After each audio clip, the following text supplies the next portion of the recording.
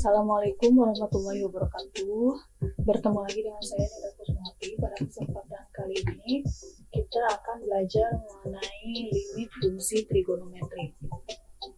Nah, yang pertama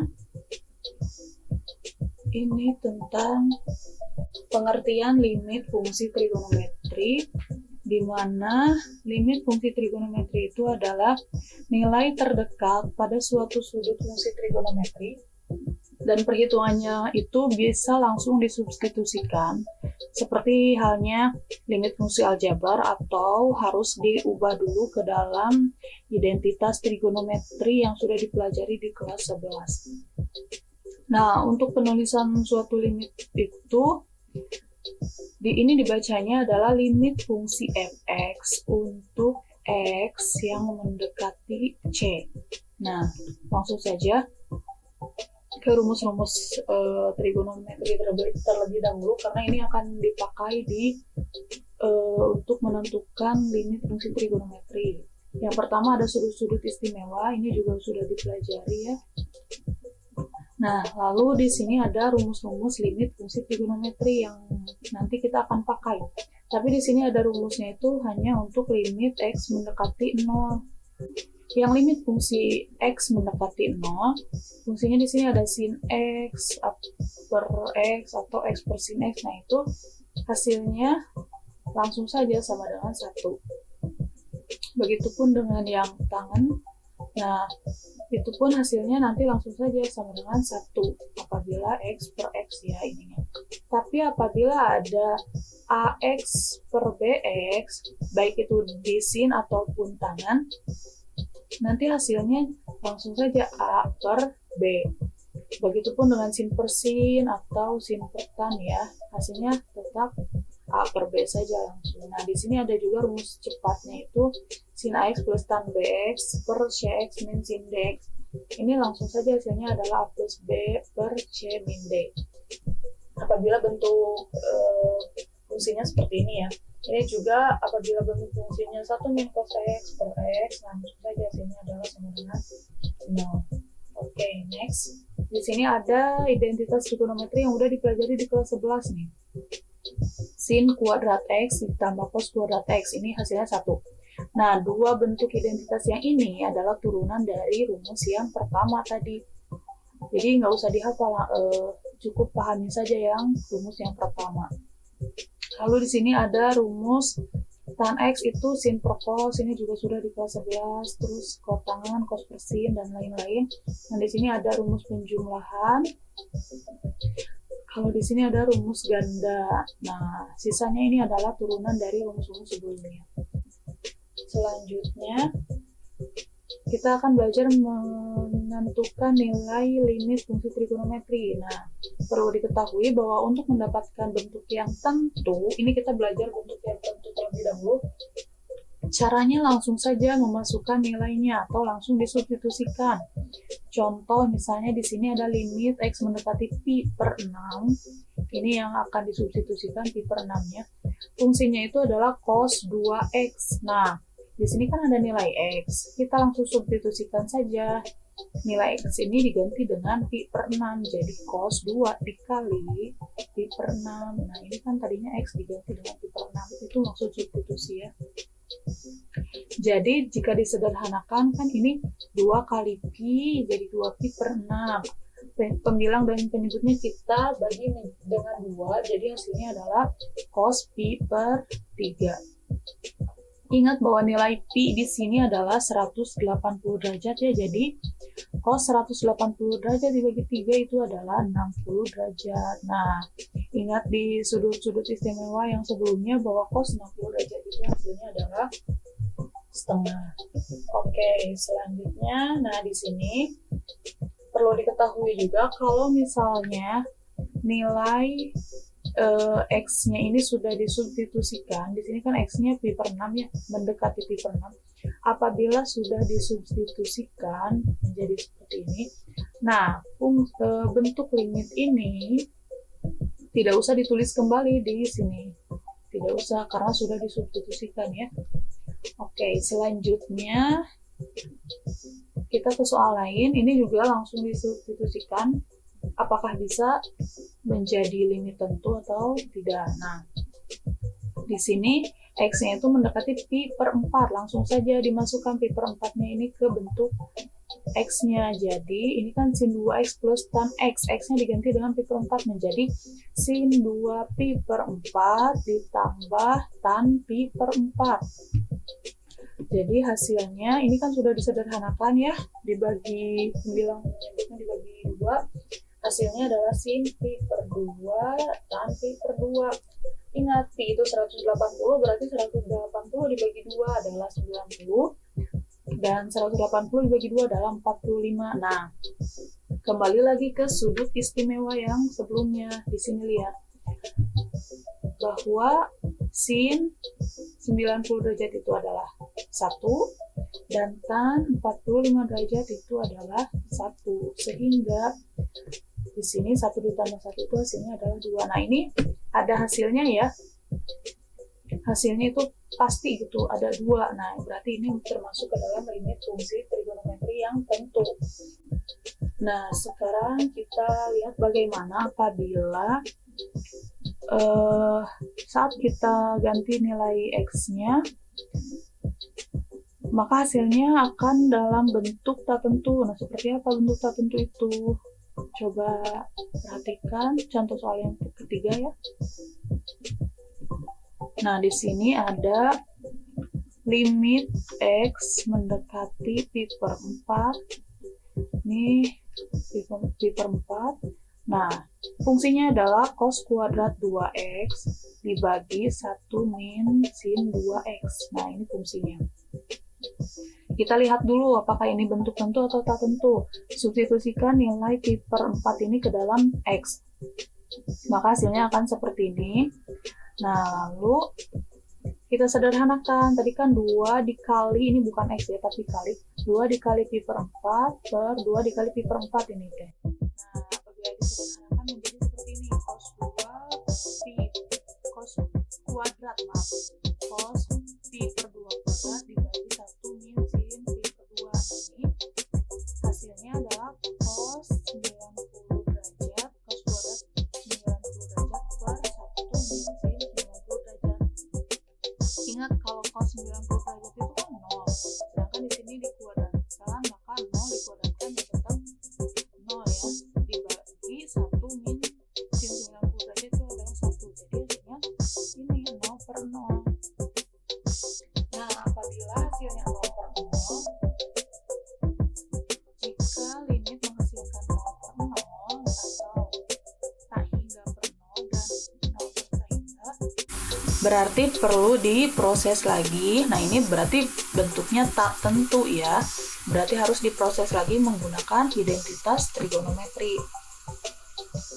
Nah, ketika menghasilkan bentuk tak tentu, yang tadi 0 per 0 itu tak tentu, maka soal tersebut dicoba untuk dimodifikasi. Jika dalam limit aljabar dapat dimodifikasi dengan faktorisasi. Nah, kalau limit trigonometri ini dimodifikasinya dengan identitas trigonometri. Contoh soal aja ya. Nah, langsung ini. Di sini limit X-nya itu mendekati pi per 4. Fungsinya yang tadi ternyata 0 per 0 ya, kalau disubstitusikan langsung. Nah, ini untuk mengubah ke dalam identitas trigonometrinya, lihat dari pembilang dan penyebut ini, yang kira-kira bisa diubah yang mana. Kita coba yang ini ya, cos kuadrat 2X. Coba, kalau cos kuadrat 2X, identitas trigonometrinya hampir sama dengan yang mana nih bentuknya. Nah, ternyata ini, ingat yang cos kuadrat X. Bedanya, kalau di soal itu X-nya adalah 2X. Nah, kalau X-nya 2X, berarti yang di sini juga diganti dengan 2X sin-nya. Jadi, 1 sin 2X. Nah, 1 sin kuadrat 2X per 1 min sin 2X. Di sini, kenapa yang 1 dikuadratkan? Karena supaya nanti ini semuanya bisa difaktorkan. Jadi, di sini 1 kuadrat min sin kuadrat 2X. Karena di sini kalau angka 1 itu kalau dikuadratkan ya tetap 1 ya. Jadi kita bisa modifikasi. Nah, jika bentuk 1 kuadrat min sin kuadrat 2x ini, kenapa bisa difaktorkan? Ingat saja bentuk a kuadrat min b kuadrat. Ini a kuadrat min b kuadrat bisa difaktorkan menjadi a plus b dikali a min b. A-nya itu adalah 1. Ya, A-nya adalah 1. Sini. B-nya itu adalah sin 2x. Nah, jadi 1 ditambah sin 2x dikali 1 dikurangi sin 2x. Nah, di sini bisa terlihat nih polanya ada yang bisa dicoret. Kira-kira tebak yang mana yang bisa dicoret? Iya, yang 1 min sin 2x ya. 1 min sin 2x ini bisa dihilangkan, dicoret saja. Jadi yang tersisa adalah 1 plus sin 2x. Nah, apabila sudah sederhana, bentuknya seperti ini, kita bisa langsung masukkan pi per 4-nya. Nah, kalau udah sederhana. Apabila sudah disubstitusikan nilai x pi per 4-nya itu, limit yang ini tidak usah ditulis kembali. Kalau tadi kan dari atas ini ditulis ya, terus ditulis. Kalau udah disubstitusikan nggak usah ditulis kembali. Nah, di sini kita sederhanakan 2 pi per 4 itu apabila disederhanakan menjadi pi per 2 ya. Pi per 2 itu adalah 180 dibagi 2, 90 derajat. Sin 90 derajat itu berapa? 1. Jadi 1 ditambah 1 hasilnya 2. Nah, ini cara mengerjakan limit yang tak tentu. Dimodif ke dalam identitas trigonometri. Kita coba soal yang lain ya. Karena biar matematika itu biar bisa harus terus latihan dengan soal-soal. Nah, oke, yang sekarang di sini ada limit x mendekati 0. Kita pakai cara yang tadi, cara cepat. Nah, tapi sebelum memakai cara cepat, di sini fungsinya itu tan 2x dikali cos 8x dikurangi tan 2x per 16x pangkat 3 ya itu. Nah, ini kita lihat dulu kira-kira ada yang bisa dirubah ke dalam identitas trigonometri enggak. Tapi sebelum merubahnya, kita sederhanakan dulu. Kan di sini ada tan 2x, ini juga ada tan 2x ya. Kita sederhanakan, tan 2x-nya itu karena sama bisa dikeluarkan. Jadi yang dalam kurung itu menjadi cos 8x. Karena kalau tan 2x dikali cos 8x, hasilnya adalah yang ini. Tan 2x cos 8x yang ini. Apabila tan 2x dikalikan dengan negatif 1, hasilnya sama dengan yang ini. Negatif tan 2x. Ini disederhanakan saja ya, biar mudah nanti. Nah, di sini yang bisa diubah ke dalam identitas trigonometri yang mana? Ini kan sebenarnya tan 2x juga bisa pakai rumus ganda, tapi yang lebih memungkinkan adalah yang cos 8x ya. Ingat rumus gandanya itu di sini yang cos 2x, sebenarnya bukan 8x. Kalau cos 2x sama dengan 1 min 2 sin x di sini. Kalau ininya cos 2x ya, karena di sini cos 8x, maka untuk menjadi 8, 2 tadi dikalikan 4. Jadi 2 dikali 4 dikali 2x.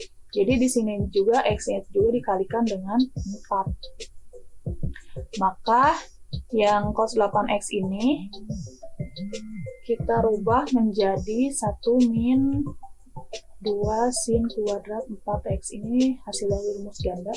Di sini kan ada 1 dikurangi dengan 1. Nah, ini kan habis ya, jadi sisanya adalah min sin kuadrat 4x. Nah, yang ini. Di sini tan 2x min 2 sin kuadrat 4x per 16x pangkat 3.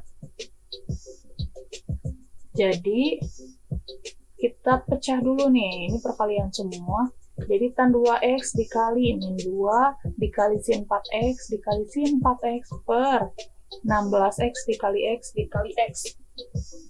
Ingat yang aturan tadi, tan ax per bx, jadi hasilnya adalah a per b. Nah, yang ini rumus yang ini ya, a per b hasilnya. Jadi di sini a-nya 2, b-nya 16, jadi hasilnya 2 per 16. Kalau min 2 ini langsung tulis lagi saja, 4x juga sama, 4x sama yang x ini. Ini kan hasilnya jadi 4/1, ini juga sama 4x per x, jadi hasilnya 4/1. Disederhanakan, ini kan 4 dikali 4, 16, dicoret dengan ini, jadi hasilnya adalah min 4, 2 kali min 2, min 4. Nah, mungkin segitu saja yang perlu disampaikan mengenai contoh soal ini fungsi trigonometri. Tadi ada yang tentu dan ada yang tak tentu ya. Ingat kalau yang tak tentu itu harus dirubah dulu ke dalam identitas trigonometri dan disederhanakan. Nah, coba kalian sekarang kita latihan soal ya. Anak-anak coba kerjakan terlebih dahulu. Di sini soal yang pertama itu limit x mendekati 0. Nah, ingat ini x mendekati 0. Pakai aturan yang dipecah dulu. Ini kan sin kuadrat x, yang ini 3x kuadrat, pecah dulu jadi sin x kali sin x per 3x kali 3x. Nanti kalian pakai aturan yang tadi A per B tadi. Selanjutnya, nah ini mah mudah ya, yang limit x mendekati 0 sin per tan. Ini bentuknya seperti A per B yang tadi, jadi hasilnya apa? Bisa langsung ya. Nah, kalau yang ini perlu dirubah terlebih dahulu nih. Perlu dirubah terlebih dahulu menjadi identitas trigonometri. Kalau udah sederhana baru masukkan nilai limit x mendekati 45-nya. 45 derajat ya. Untuk yang keempat, ini juga harus disederhanakan dulu. Kira-kira yang mana yang perlu disederhanakan dari bentuk ini? Fungsinya ini salah satunya yang pembilang atau penyebutnya dirubah ke dalam identitas dahulu, sederhanakan, lalu nanti apabila sudah sederhana, yang x mendekati 4 pi per 4-nya ini baru bisa disubstitusikan ya. Yang ini juga sama, limit x mendekati 0. Nah, kira-kira yang mana nih yang bisa dimodifikasi ke identitas trigonometri? Nanti baru disederhanakan dan dirubah. Ini x-nya yang mendekati 0 ya, ingat, dengan cara yang tadi, yang A per B atau yang hasilnya x per x itu adalah hasilnya 1. Nah, mungkin silahkan kalian coba latihan soalnya. Untuk pembahasan kali ini mungkin cukup sekian. Billahi taufiq wal hidayah. Wassalamualaikum warahmatullahi wabarakatuh.